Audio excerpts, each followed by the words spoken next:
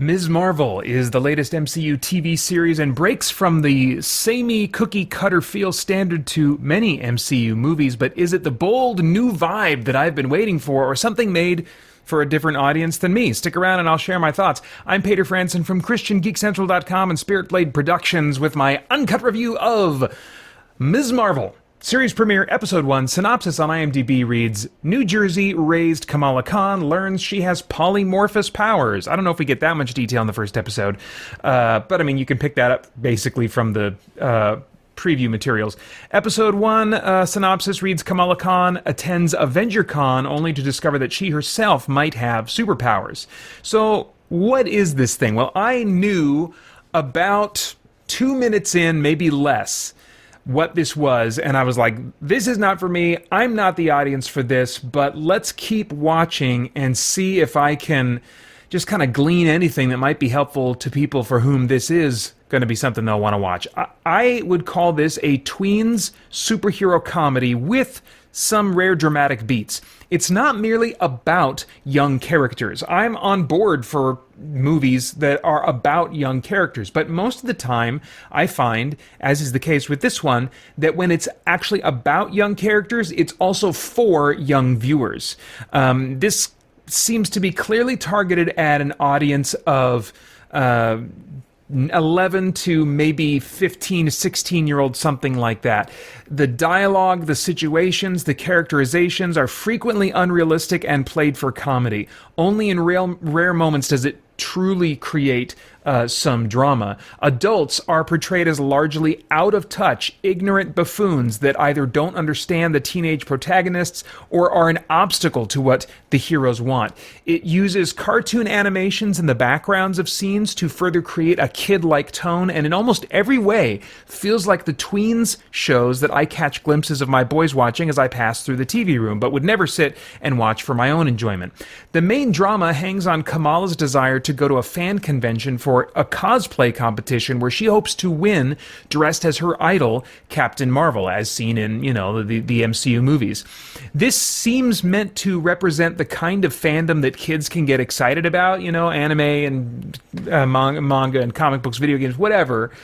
But it's a bit different, or it strikes me as a bit different here, because in the context of this world, this is a convention celebrating acts of real people. In this world, Tony Stark, Steve Rogers, these are real people that did these things to save the world, and we don't really have an analog like that. Our big fan conventions are ultimately celebrating fictional entertainment of different types.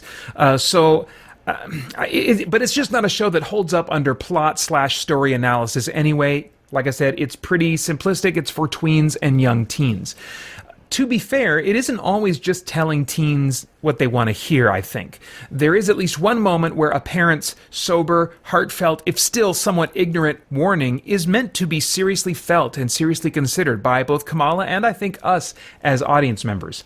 As far as the cast goes, it's hard for me to evaluate the cast performances here because the style of acting is almost never about realism and convincing emotions, and the style of comedy is very simplistic and tailored for younger viewers. It is, given the fact that there's one serious moment, at least, maybe two, I think there may be opportunity for the actors' skills to really shine more at some point, but I'm not sticking around for that. So, I mean, you can let me know sometime if you'd like, if you think it kind of goes into a place where the actors are really allowed to do their thing.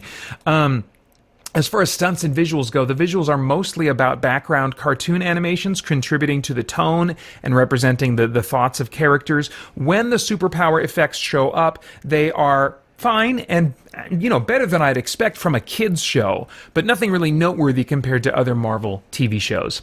As far as themes, is there anything of moral, philosophical, or spiritual significance going on in the themes of this thing that might trigger some worthwhile thought or conversation? I don't know. The show has a unique flavor in several respects as it leans into Indian culture and social elements, and features a young female hero that, like most Americans, has some extra weight on her body and also has some insecurity related to that. So I can at least appreciate the value in playing with those elements, but it remains to be seen how they may or may not leverage those things thematically. Still unclear to me at this point is where or how hard they will lean when it comes to Kamala's respect for and obedience to her parents, and whether or not such respect and obedience will be something the show affirms as a virtue. In the show, by contrast, in the show Superman and Lois, we see moments of rebellion and conflict from the teenage sons of Lois and Clark, but they are still represented as good, loving parents who do seek to understand their kids and are able to come to common ground with them a number of times, even as there's some struggle to get to that place. And even as Lois and Clark are sometimes, I don't think it's the majority of the time at all, but sometimes they do make the wrong parenting choices, or just in the moment they make a choice that isn't really thought out and results in some problems. But they're still admirable. The Kents are an imperfect but admirable and relatively healthy couple, and I think the same can be said of all four of them as a family unit, that they are imperfect and admirable at the same time, and a relatively healthy family, certainly compared to the average family in television. But Mr. and Mrs. Khan, Kamala's parents in Ms. Marvel, are represented as comedically out of touch and at times unwilling to even try to understand their daughter's perspective.